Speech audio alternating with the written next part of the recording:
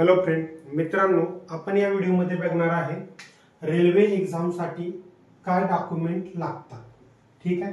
आता यामध्ये आपण सगळे डॉक्युमेंट बघणार नाही, पण जे caste certificate, non creamy layer, EWS, OBC certificate किंवा एससी एसटी चे सर्टिफिकेट जे आहेत ना महत्त्वाचे ते बघणार आहे. म्हणजे तुम्हाला ज्या डॉक्युमेंट मध्ये डाऊट असतो, कारण मला बऱ्याच जणांचे मेसेज आले होते या बाबतीत की सर नॉन क्रिमिलियर 1 वर्षासाठी चालते की 3 वर्षासाठी, सर हे नॉन क्रिमिलियर चालेल का, मला सेंड करत असतात म्हणून त्या गोष्टी. तर तो डाऊट आपण या व्हिडिओमध्ये क्लिअर करणार आहे. त्यामुळे व्हिडिओ शेवटपर्यंत व्यवस्थित बघा. तुम्हाला या व्हिडिओच्या माध्यमातून आपण सर्टिफिकेट सुद्धा दाखवणार आहे की असं सर्टिफिकेट पाहिजे किंवा हे सेंट्रलचं आहे की स्टेटचं आहे, हे कसं ओळखायचं याच्या सहित सर्व माहिती तुम्हाला या व्हिडिओमध्ये सांगणार आहे. त्यामुळे व्हिडिओ व्यवस्थित बघा. त्यानंतर तुम्हाला सेंट्रलची कोणती एक्झाम असेल तर त्यासाठी डॉक्युमेंटचा प्रॉब्लेम राहणार नाही. ठीक आहे मित्रांनो, पहिली गोष्ट म्हणजे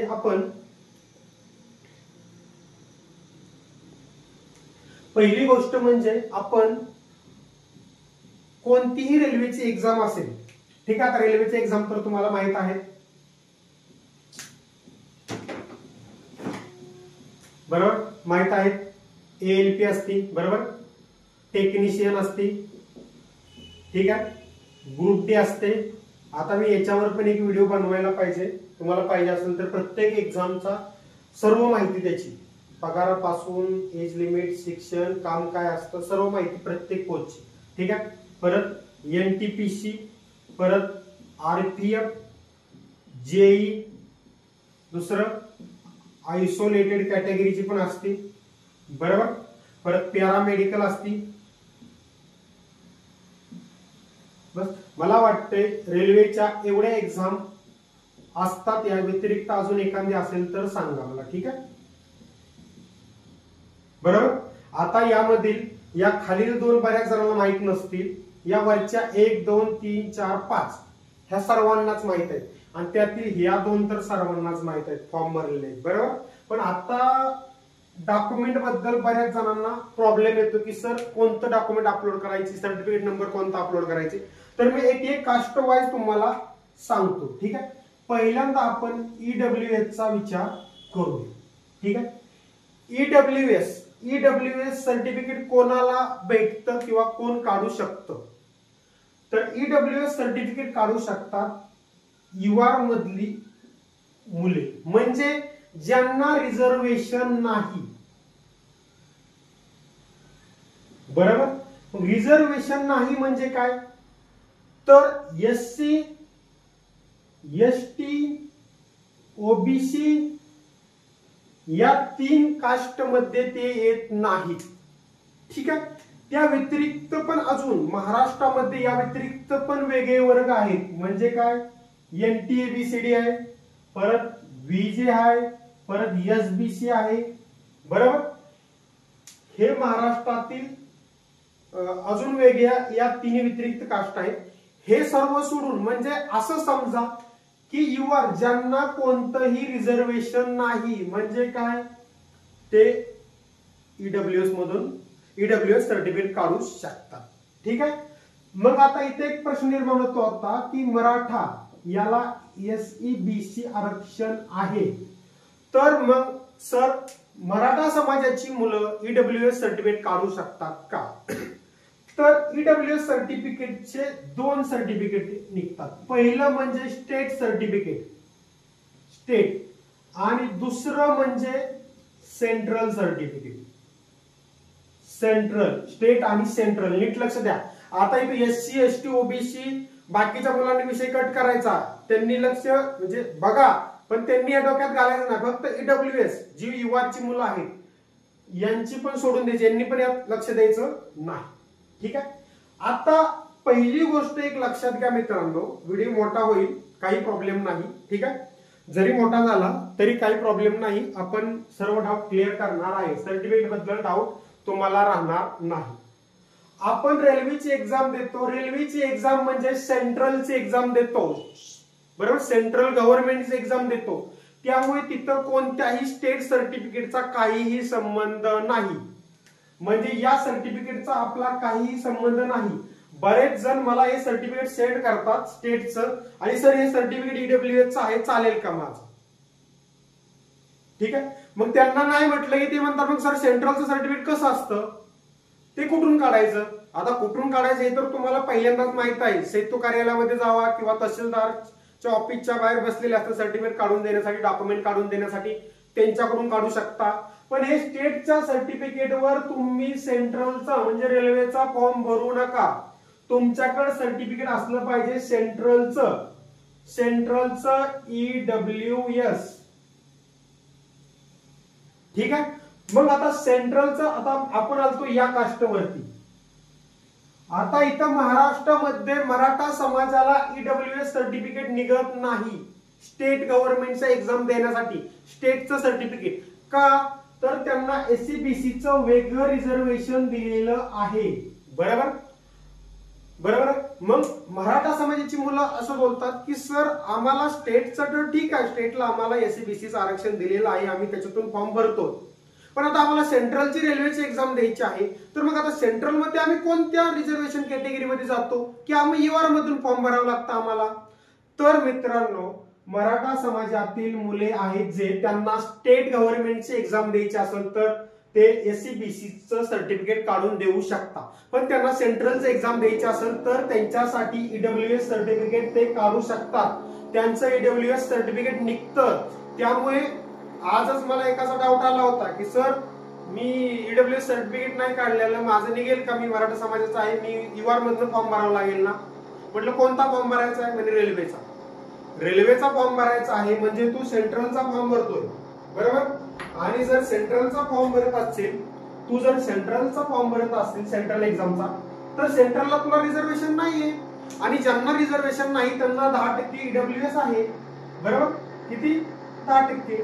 म्हणजे लक्षात घ्या की एवढ्या कास्ट सोडून, कुठल्या?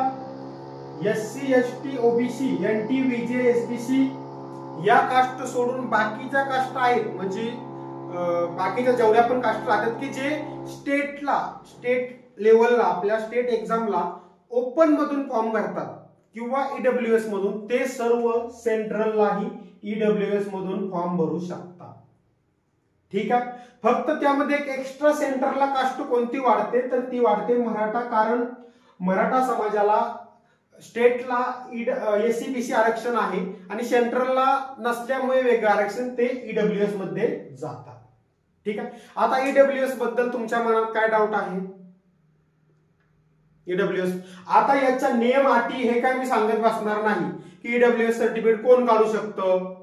आता कास्ट तर सांगितलं मी, जे ईआर सर्व काढू शकतात ईडब्ल्यूएस. बरोबर, ज्यांचं एससी एसटी ओबीसी मध्ये जे मोडत नाही सेंट्रलला, थोडक्यात सेंट्रलला, ते सर्व ईडब्ल्यूएस सर्टिफिकेट काढू शकतात. पण त्यामध्ये अटी काय आहेत? 2-3 की ईडब्ल्यूएस सर्टिफिकेट काढण्यासाठी 8 लाखाच्या आत उत्पन्न पाहिजे. बरोबर, 5 एकरच्या आत शेती पाहिजे. अशा अजून 1-2 अटी आहेत, त्या तुम्ही बघून घ्या की ईडब्ल्यूएस सर्टिफिकेट काढण्यासाठी काय अटी आहेत, काय डॉक्युमेंट लागतात, हे तुमचं तुम्ही बघा. मी फक्त इथं काय क्लिअर केलं की जे एससी एसटी ओबीसी मुलं नाहीत ते सर्व ईडब्ल्यूएस मधून फॉर्म भरू शकतात. फक्त त्यांना ईडब्ल्यूएस सर्टिफिकेट काढण्यासाठी ज्या अटी आहेत त्याची पूर्तता केली पाहिजे त्यांनी. इथपर्यंत डाऊट क्लिअर आहे तुमचा? मग आता हा एक प्रश्न पडतो की एनटी व्हीजे एसबीसी सर हे स्टेट लेवलला कास्ट आहेत, मग ह्यांचा समावेश सेंट्रलला कोणत्या कास्ट मध्ये होतो? तर ते सर्व सेंट्रलला ओबीसी कास्ट मध्ये जातात, हे लक्षात घ्या. कारण एखादा एनटीचा विद्यार्थी असेल तर तो विचार करतो की अरे मी तर स्टेटला एनटी आहे, माझं मला सेपरेट आरक्षण आहे एनटीचं, विजेला पण सेपरेट आरक्षण आहे, एसबीसी सेपरेट आरक्षण आहे, तर मग मी सेंट्रलला काय ईआर मधून भरायचा की ईडब्ल्यूएस मधून भरायचा की मग दुसऱ्या कोणत्या? तर हे सर्वजण तुम्ही ओबीसी मध्ये जाता, पण मराठा समाज ईडब्ल्यूएस मध्ये येतो आणि हे बाकीचे सर्व ओबीसी मध्ये जातात. म्हणजे तुम्ही सेंट्रलचा एक्झामचा फॉर्म भरण्यासाठी सेंट्रल ओबीसीचं सर्टिफिकेट काढून घेऊ शकता. त्याबद्दल मी डिटेलमध्ये ओबीसीचं सांगेन. आता आपलं चाललेलं आहे ईडब्ल्यूएस. ठीक आहे, आता डाऊट हा आहे की सर स्टेट ईडब्ल्यूएस आणि सेंट्रल ईडब्ल्यूएस मध्ये काय फरक आहे? बरोबर, तर आता तो फरक आपण व्यवस्थित बघूया. बघा, तो आपण डाऊट क्लिअर करू की दोन्ही ईडब्ल्यूएस मध्ये काय फरक आहे ते. ठीक आहे, बघा आता मित्रांनो, स्टेट ईडब्ल्यूएस आणि सेंट्रल ईडब्ल्यूएस या दोन्ही वरती पण वरती गव्हर्नमेंट ऑफ महाराष्ट्र असंच लिहिलेलं असतं. बघा, ईडब्ल्यूएस जर तुमचं सेंट्रलचं असेल म्हणजे स्टेटचं असेल किंवा सेंट्रलचं, दोन्हीही सर्टिफिकेट वरती गव्हर्नमेंट ऑफ महाराष्ट्र असंच लिहिलेलं असतं. त्यामुळे बऱ्याच जणांचं कन्फ्युजन होतं की गव्हर्नमेंट ऑफ महाराष्ट्र लिहिलेलं आहे म्हणजे हे तर स्टेट बोर्डचं स्टेटचं सर्टिफिकेट आहे, सेंट्रलचं सर्टिफिकेट पाहिजे. पण दोन्ही सर्टिफिकेट वरती पण गव्हर्नमेंट ऑफ महाराष्ट्र लिहिलेलं असतं. फरक कुठं असतो तर फरक असतो सर्वात शेवटी ब्रॅकेट मध्ये लिहिलेलं असतं. बघा काय लिहिलेलं असतं, सेंट्रल लिस्ट. काय लिहिलेलं असतं, सेंट्रल लिस्ट. ठीक आहे. आता हे डॉक्युमेंट मी वरती दिसत आहे, तुम्हाला डॉक्युमेंट दिसते, त्यामध्ये बघा शेवटी लिहिलेलं आहे बघा सेंट्रल लिस्ट ब्रॅकेट मध्ये. जर असं असेल तर हे झालं तुमचं सेंट्रलचं ईडब्ल्यूएस. आणि आता हे दुसरं सर्टिफिकेट बघा दिसतंय वरती, ज्यामध्ये शेवटी सेंट्रल लिस्ट असं लिहिलेलं नाही. काही लिहिलेलं आहे का, नाही लिहिलेलं. शेवटी सेंट्रल लिस्ट लिहिलेलं आहे का, नाही. म्हणजे ही आहे तुमचं स्टेटचं सर्टिफिकेट.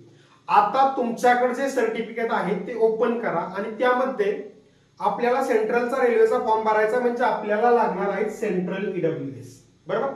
त्या सर्टिफिकेट मध्ये बघा की शेवटी सेंट्रल लिस्ट असं ब्रॅकेट मध्ये लिहिलेलं आहे का. जसं मी आता तुम्हाला वरती दाखवतोय तसं सेम सेंट्रल लिस्ट असं ब्रॅकेट मध्ये जर लिहिलं असेल तर हे तुमचं सेंट्रल गव्हर्नमेंटचं सेंट्रलचं ईडब्ल्यूएस सर्टिफिकेट आहे आणि ते तुम्हाला फॉर्म भरताना वापरायचं आहे. त्याचाच नंबर टाकायचा आहे आणि तेच डॉक्युमेंट व्हेरिफिकेशनच्या वेळी तुम्हाला लागणार आहे. एकाच सांगताना व्हिडिओ खूप मोठा झालेला आहे. किती मिनिटाचा झालेला आहे, 12 मिनिटाचा. ठीक आहे.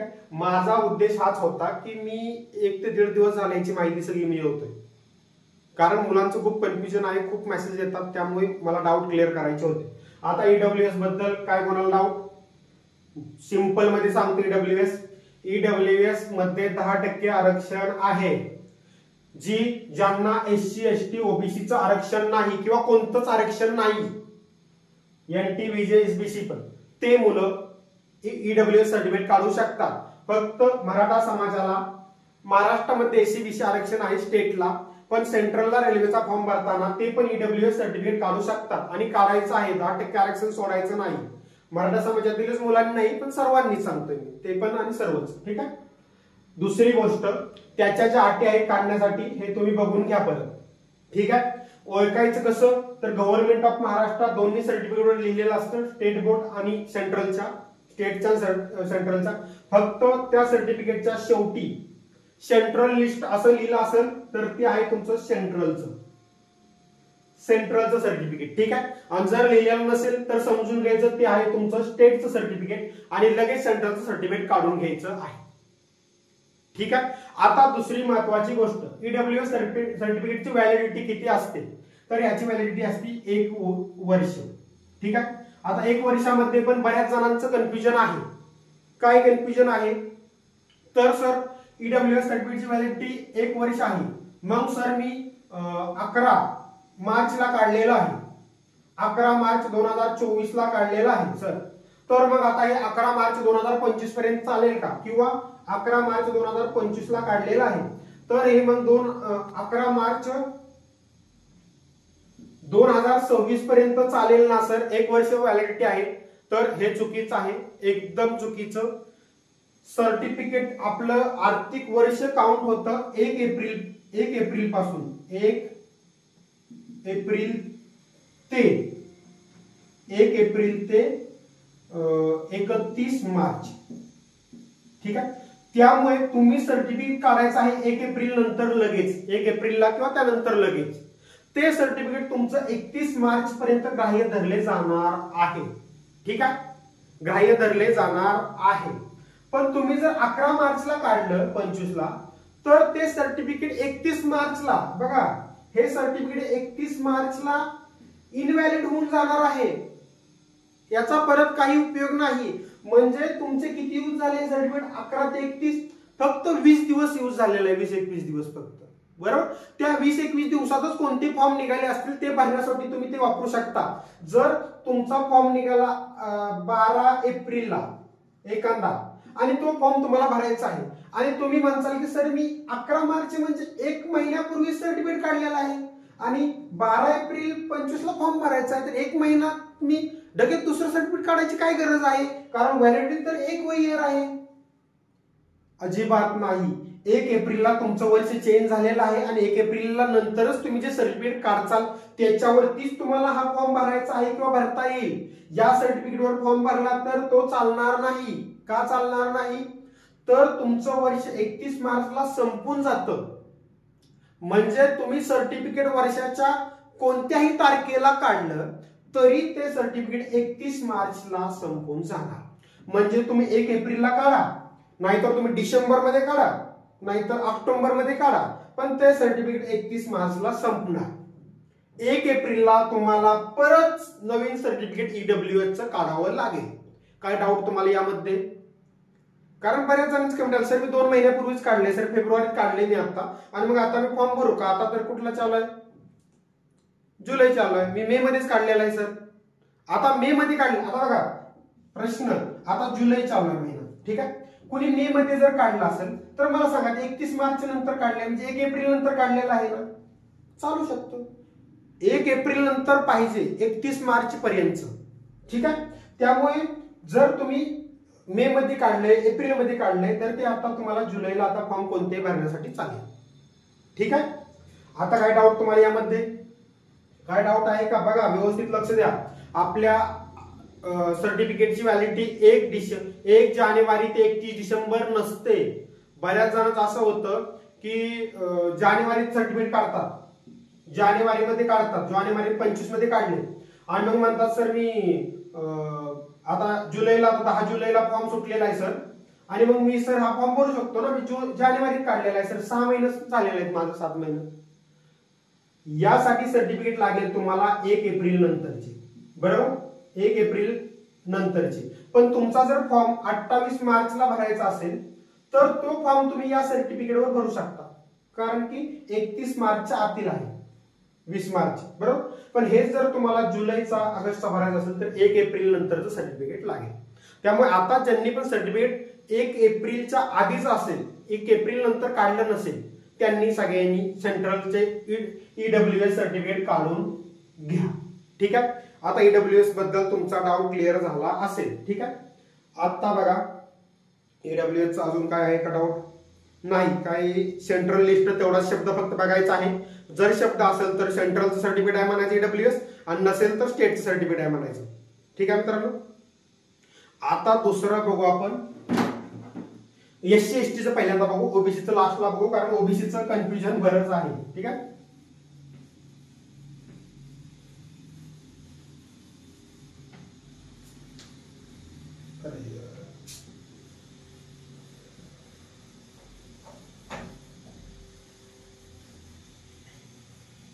बघा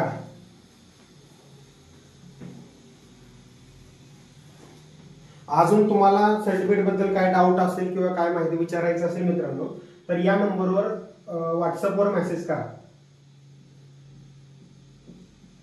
ठीक आहे. या नंबरवर व्हॉट्सअपवर मेसेज करा, तुम्हाला त्याचा डाऊट क्लिअर होऊन जाईल, ठीक आहे. हा नंबरवर कोणी ना कोणी तर रिप्लाय तुम्हाला देईल, या नंबरवर तुमचा डाऊट क्लिअर करतील ते. व्हॉट्सअप नंबरवर सेंड करा सर्टिफिकेट की सर हे सर्टिफिकेट चालेल का, किंवा हे स्टेटचं आहे का सेंट्रलचं आहे वगैरे विचारायचं असेल तर या व्हॉट्सअप नंबरवर तुम्ही मेसेज करू शकता, ठीक आहे मित्रांनो. आता आपण बघू एससी आणि एसटी. एससी आणि एसटीचं एकदम सिंपल आहे मित्रांनो, ठीक आहे. यामध्ये काय डाऊट वगैरे नाहीये. का डाऊट नाही? याची व्हॅलिडिटी ही लाईफ टाइम असते, ही पहिल्यांदा लक्षात घ्या. लाईफ टाइम असते. यासाठी तुम्ही एकदा सर्टिफिकेट काढलं एससीचं किंवा एसटीचं तर तुम्हाला ते डबल काढायची गरज लागत नाही. समजलं? सिंपल गोष्ट. दुसरी गोष्ट एससी एसटीच्या बाबतीत, ठीक आहे. बघा आता दुसरी गोष्ट एससी एसटीच्या बाबतीत, एससी एसटीचं स्टेटचं एक सर्टिफिकेट असतं आणि सेंट्रलचं एक असतं. इथं पण स्टेटचं एक असतं आणि सेंट्रलचं एक असतं. ठीक आहे, सेंट्रलचं एक असतं. ठीक आहे, ही 1 आणि 2. आता आपल्याला रेल्वेसाठी सेंट्रलचं लागतं. कोणतं लागतं? सेंट्रलचं. स्टेटची आपल्याला काही घेणं देणं नाही, आपल्याला लागतं सेंट्रलचं. ठीक आहे, आता सिंपल आहे, एकदा काढलं विषय एंड, लाईफ टाइम चालणार. कोणतं लागणार रेल्वेसाठी? सेंट्रल एक्झामसाठी सेंट्रलचं लागणार, स्टेटचं नाही गरज. आता फक्त एवढं आहे की तुमच्याकडे असणारं सर्टिफिकेट स्टेटचं आहे का सेंट्रलचं हे तुम्हाला ओळखायचं आहे. ओळखायचे कसे? बरोबर, ओळखायचे आहे. ठीक आहे, आहे. ठीक आहे, आता ओळखायचे कसे हा प्रश्न तुमच्या मनात असेल. लक्षात ठेवा, आता मी बघा वरती सर्टिफिकेट लगेच तुम्हाला देत आहे, एडिटिंग वरती दिलेलं आहे. त्यामध्ये बघा तुम्हाला दिलेलं, त्यामध्ये लिहिलेलं आहे, काय लिहिलेलं आहे? रेसिडेन्स ऑफ महाराष्ट्र किंवा गव्हर्नमेंट ऑफ महाराष्ट्र वरती ब्रॅकेट मध्ये लिहिलेलं आहे. लिहिलेलं आहे का? चेक करा, वरती लिहिलेलं आहे. ते सर्टिफिकेट आहे तुमचं स्टेटचं. ठीक आहे, आणि आता हे सर्टिफिकेट बघा जी वरती मी दाखवत आहे ते, त्यामध्ये काय लिहिलेलं आहे मित्रांनो? गव्हर्नमेंट ऑफ इंडिया लिहिलेलं आहे. काय लिहिलेलं आहे? Government of India. Government of India हे आहे तुमचं सेंट्रलचं सर्टिफिकेट. काय डाऊट तुम्हाला आता? SC ST च्या मुलांसाठी एकदम सोपं आहे. 3 गोष्टी. पहिली गोष्ट, सर्टिफिकेट लाईफ टाइम चालतं, एकदाच काढायचं आहे. दुसरी गोष्ट, सेंट्रलचा फॉर्म भरतो म्हणून सेंट्रलचं SC किंवा STचं सर्टिफिकेट काढायचं आहे, तुम्ही जे SC असेल किंवा ST असेल जे. आणि तिसरी, ओळखायचं कसं? जी काढलेलं सर्टिफिकेट आहे ती SCचं आहे, स्टेटचं आहे का सेंट्रलचं? तर गव्हर्नमेंट ऑफ महाराष्ट्र किंवा रेसिडेन्स ऑफ महाराष्ट्र, महाराष्ट्र हा शब्द असेल ब्रॅकेटमध्ये तर समजून जायचं ती स्टेटचं सर्टिफिकेट आहे. आणि गव्हर्नमेंट ऑफ इंडिया असेल तर समजून जायचं की ते सेंट्रलचं सर्टिफिकेट आहे. ठीक आहे, मग तुमच्याकडे स्टेटचं असेल, महाराष्ट्र लिहिलेलं असेल तर सेंट्रलचं लगेच काढून घ्या. सेंट्रल सर्टिफिकेट काढून घ्या. एकदा काढले की तुम्हाला लाईफ टाइम चालणार आहे ती, जेव्हा पण एक्झाम देताय तुम्ही तोपर्यंत काही टेन्शन नाही. ठीक आहे, ते काढून घ्या एकदा. ठीक आहे, आता मेन आहे तुमचं ओबीसी, की बरंच त्या डाऊटफुल गोष्टी आहेत. ठीक आहे, ते आपण क्लिअर करूया.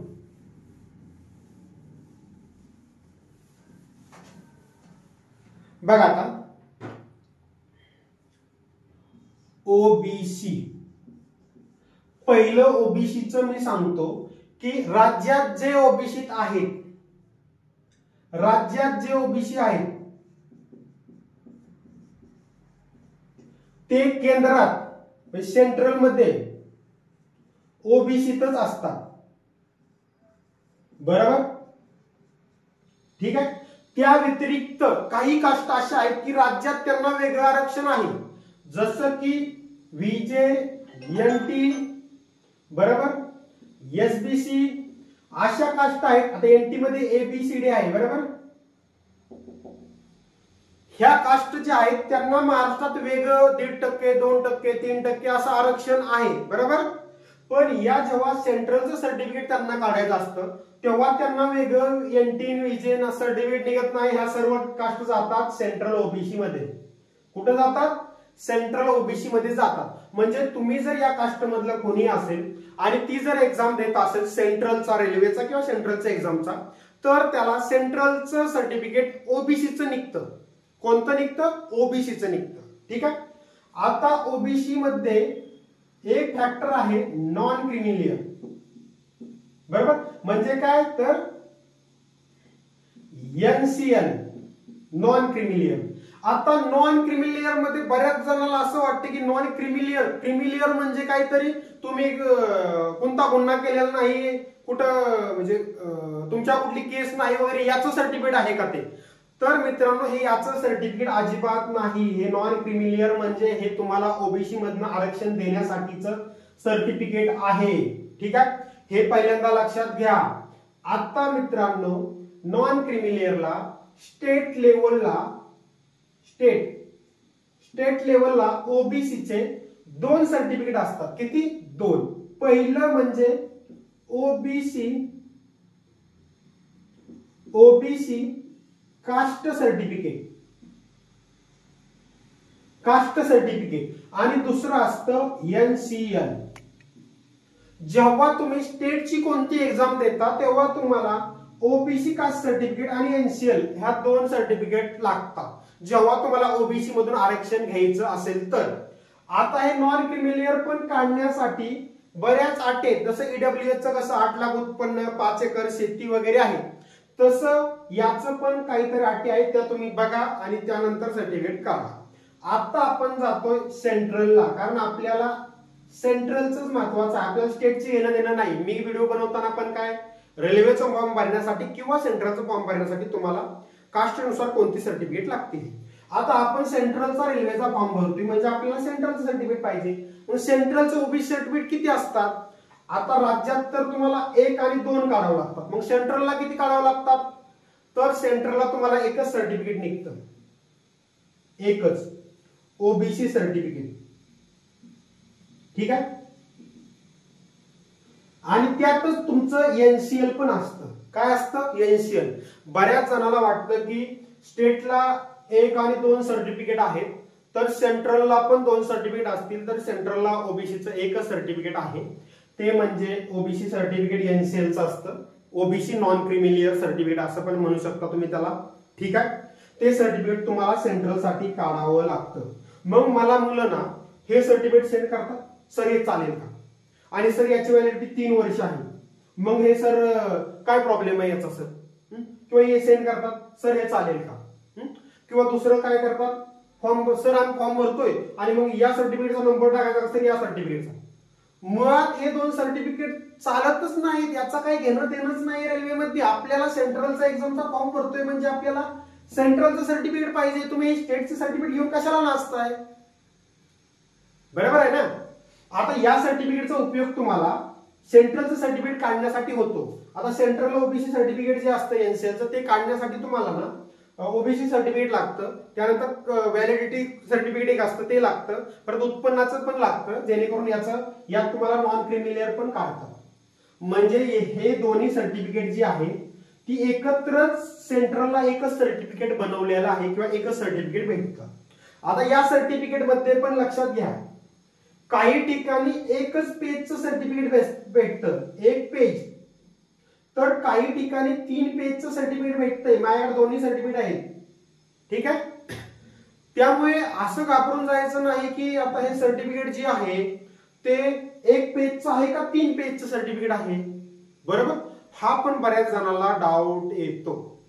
तर मित्रांनो, हे सर्टिफिकेट 1 पेजचं असेल किंवा 3, ते सेंट्रल ओबीसी सर्टिफिकेट असेल ना, बस काय केलंय त्यांनी की 1 पेजचं जे सर्टिफिकेट आहे त्यात थोडं शॉर्टकट मध्ये त्यांनी मांडून दिलेलं आहे, बरं का, ठीक आहे। 1 पेजचं जे सर्टिफिकेट आहे त्या शॉर्टकट मध्ये 2 पॅरेग्राफ मध्ये सगळं मांडून दिलेलं आहे, आणि जे पूर्ण 3 पेजचं आहे त्यामध्ये मग पूर्ण असं पॉइंट वाईज सगळ्या गोष्टी दिलेल्या आहेत।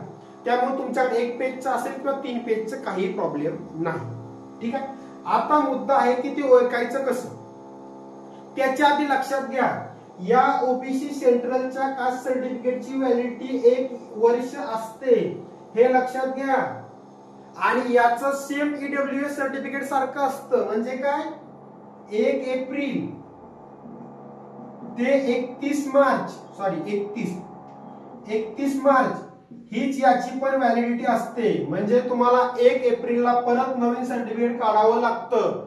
जर तुम्ही 10 फेब्रुवारीला जरी सर्टिफिकेट काढलं एखादं हे फेब्रुवारीला, तर तुम्ही म्हणसाल की सर आता इथून पुढे 1 वर्ष चालेल का? नाही, ते परत 1 एप्रिलला तुम्हाला परत काढावं लागेल।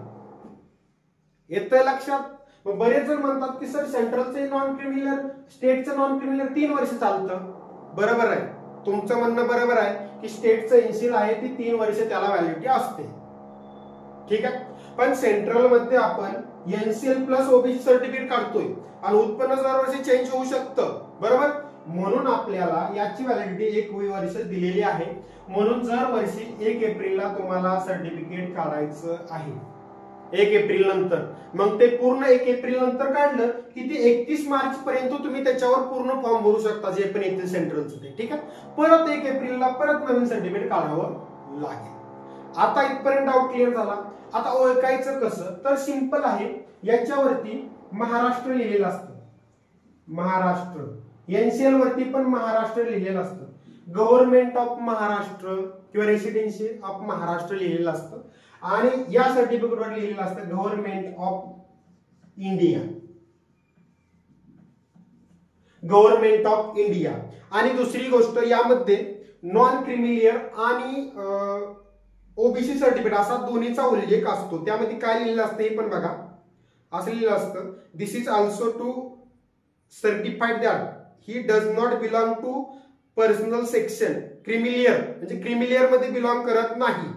ठीक आहे, बिलॉंग क्रिमिलियर मध्ये करत नाही म्हणजे तो नॉन क्रिमिलियर मध्ये बिलॉंग करतो. ठीक आहे, हे पण तुम्हाला मी आता स्क्रीनवर दाखवतोय. या सर्टिफिकेट मध्ये काय केलेलं असतं, गव्हर्नमेंट ऑफ इंडिया वरती लिहिलेलं आहे बघा, लिहिलेलं आहे आणि खाली 2 पॅराग्राफ मध्ये लिहिलेलं आहे. ठीक आहे, आणि 3 पेजेसचं जे सर्टिफिकेट असतं याचंच 3 पेजेसचं पण जे सर्टिफिकेट असतं त्या सर्टिफिकेट मध्ये काय केलेलं असतं बघा. आता हे 1 पेजचं तुम्हाला मी दाखवतो. 3 मध्ये असं पॉइंट जवळपास किती दिलेलं आहे, जवळपास 33 पॉइंट दिलेला आहे आणि त्याच्या खाली मग तेच लिहिलेलं आहे सेम की this is also to clarified that does not belong to creamy layer. बरोबर, हे सर्टिफिकेट तुम्ही आहे 1 आणि 3 पेजेसचं सर्टिफिकेट आहे. आता तुमचे डाऊट क्लिअर झाले असतील की ओबीसी सर्टिफिकेट कोण काढू शकतं, जी स्टेट मध्ये ओबीसी मध्ये आहे स्टेटला ती सर्व, त्याच्या व्यतिरिक्त या कास्ट ज्या वेगळं आरक्षण आहे महाराष्ट्रात ते सेंट्रलला सर्व ओबीसी मध्ये जातात. ठीक आहे, ओबीसी सर्टिफिकेट हे सेंट्रलला एकच असते. किती? एकच. त्यामुळे बरेच जण म्हणतात फॉर्म भरताना सर मी फॉर्म भरताना कोणता नंबर टाकू, नॉन क्रिमिलियरचा टाकू की ओबीसी सर्टिफिकेटचा टाकू, तेव्हा ते ह्या 2 सर्टिफिकेट पैकी विचारत असतात. पण ते सर्टिफिकेट नाही, आपल्याला हे सर्टिफिकेट पाहिजे, त्यामुळे तुमचा डाऊटच निर्माण होत नाही. याच्यावर एकच नंबर असणार आहे तुम्हाला, बरोबर, आणि तोच नंबर तुम्हाला टाकायचा आहे. त्यामुळे या 2 नंबरचा विषय येत नाही. ठीक आहे, मग तुमच्याकडे हे एनसीएल जर असेल आणि ते 2 वर्षापूर्वीचं असेल तरी काही अडचण नाही, पण तुम्हाला लागणार आहे हे, आणि हे तुम्ही काढून घ्या. त्यामुळे सायबर कॅफेत असेल, सेतू कार्यालयात असेल किंवा तहसीलदारच्या बाहेर तिथं असेल, त्यांना सांगायचं मला सेंट्रलचं ओबीसी सर्टिफिकेट काढायचं आहे नॉन क्रिमिलियर सहित. ठीक आहे, मग ते डॉक्युमेंट सांगतील की ओबीसी सर्टिफिकेट तुमचा आणा, स्टेटचं सर्टिफिकेट ओबीसी आणा, उत्पन्नाचा दाखला आणा किंवा उत्पन्नाचं सर्टिफिकेट आणा, अजून व्हॅलिडिटी सर्टिफिकेट आणा. ह्या गोष्टी सांगतील, त्या गोष्टी डॉक्युमेंट त्यांना द्यायचे आणि सेंट्रलचं ओबीसी सर्टिफिकेट काढून घ्यायचं. ठीक आहे, त्यामुळे लक्षात घ्या सेंट्रलला ओबीसी सर्टिफिकेट आणि एनसीएल असं वेगळं नसतं, एकत्रच असतं आणि ते सर्टिफिकेट तुमचं 1 पेज किंवा 3 पेजचंही असू शकतं. त्यामुळे एखाद्याचं 3 पेजचं आहे आणि एखाद्याचं 1चं आहे तर त्यांनी टेन्शन घ्यायचं नाही घ्यायचं 3 पेजचं कसं. ठीक आहे, महाराष्ट्रात दोन्ही आहे, 1 पेजचं पण आहे 3 पेजचं पण आहे. व्हॅलिडिटी आहे 1 वर्ष, त्यामुळे दरवर्षी तुम्हाला एप्रिलमध्ये रिन्यू करून घ्यायचं आहे. याची 3 वर्ष आहे त्यामुळे याचा विषय नाही, 3 वर्षात एकदा काढलं तर चालेल, पण याचा आपल्याला उपयोग नाही. ठीक आहे, आता बरेच जण म्हणतात की सर हे सर्टिफिकेट निघत नाही, निघाले नाही, फॉर्मची डेट आलेली आहे किंवा तोपर्यंत निघालं नाही, तर मग तुम्ही हा एनसीएलचा नंबर टाकून किंवा एनसीएल ओके करून फॉर्म भरून द्या, त्यानंतर हे सर्टिफिकेट काढा. आता तसं चालेल का बरेच विचारतील, त्याबद्दल मी सांगू शकत नाही. रेल्वेला फोन करून विचारलं होतं एकदा तर ते चालेल बोलले होते, पण आता ते घडीत चालेल बोलतील परत चेंज करतील त्यांनाच नाही. त्यामुळे स्पष्ट मी सांगितलं ओबीसी आहे, रेल्वेचा फॉर्म भरायचा आहे, हे सर्टिफिकेट तुमच्याकडे पाहिजे. व्हॅलिडिटी 1 वर्ष असेल, 1 पेज किंवा 3 पेजचं असतं. ओळखायचं कसं तर गव्हर्नमेंट ऑफ इंडिया लिहिलेलं असतं त्या सर्टिफिकेट ओबीसीच्या आणि बाकीच्यावर महाराष्ट्र लिहिलेलं असतं. ठीक आहे, एससी एसटीचं सांगितलं मी 2 सर्टिफिकेट, एक सेंट्रल एक स्टेटचं, एकदा काढलं लाईफ टाइम टेन्शन नाही. काय फरक आहे दोन्ही ते पण सांगितलं मी. ईडब्ल्यूएसचं पण मी बोललेलं आहे. ईडब्ल्यूएसचं सर्टिफिकेट कोण काढू शकतं, जी जनरल मधून सगळे आहेत पण उत्पन्न 8 लाखाच्या आत आहे ते. आता दुसरी गोष्ट, बऱ्याच जणांना असं वाटते की सर मग ईडब्ल्यूएस मधून फॉर्म भरला किंवा ओबीसी एससी एसटी तर आम्हाला युआर मध्ये कन्सिडर करतात का, तर तुम्ही ऑटोमॅटिक कन्सिडर होता. बरोबर, तुम्ही जर युआरचं मेरिट मारलं युआरचं तर युआर मध्ये पण तुम्ही ऑटोमॅटिक तुमची युआर मध्ये जागा फिक्स होते. बरोबर, कारण तुम्हाला माहित आहे 5च असतात, युआर, ईडब्ल्यूएस, ओबीसी, एससी आणि एसटी. बाकी पीडब्ल्यूडी आहे, परत दुसरे पण आहेत 1-2 एक्स सर्व्हिसमॅन वगैरे, ते त्यांचा वेगळा आला अजून. ठीक आहे, पण आपलं या कास्ट विषय आहे की तुम्हाला आता समजलं, या दोन्हीच समजलं, याचं पण क्लिअर झालं असेल आता तुम्हाला एकच सर्टिफिकेट असतं, त्याच्यावर गव्हर्नमेंट ऑफ इंडिया लिहिलेलं असतं आणि अजून काय डाऊट असेल तर तुम्ही नंबर दिलता त्या नंबरवर विचारू शकता, त्या नंबरवर तुम्हाला माहिती मिळून जाईल, कारण तो रेल्वेचा नंबर आहे, म्हणजे रेल्वेच्या क्लास वगैरे घेणार त्यांचा नंबर आहे, तर त्या नंबरवर तुम्ही माहिती विचारू शकता, रेल्वे विषयी माहिती तुम्हाला त्यावरती, एक्झाम विषयी बाकीच्या पण माहिती तुम्हाला त्यावरती भेटून जाईल। ठीक आहे मित्रांनो, आता तुमचा डाऊट क्लिअर झाला असेल, कारण मी बराच वेळ याच्यावरती विचार करून व्हिडिओ बनवलेला आहे की ज्यामध्ये तुमचा कोणताही डाऊट राहता कामा नये मित्रांनो। ठीक आहे मित्रांनो, ओके, थँक्यू फ्रेंड।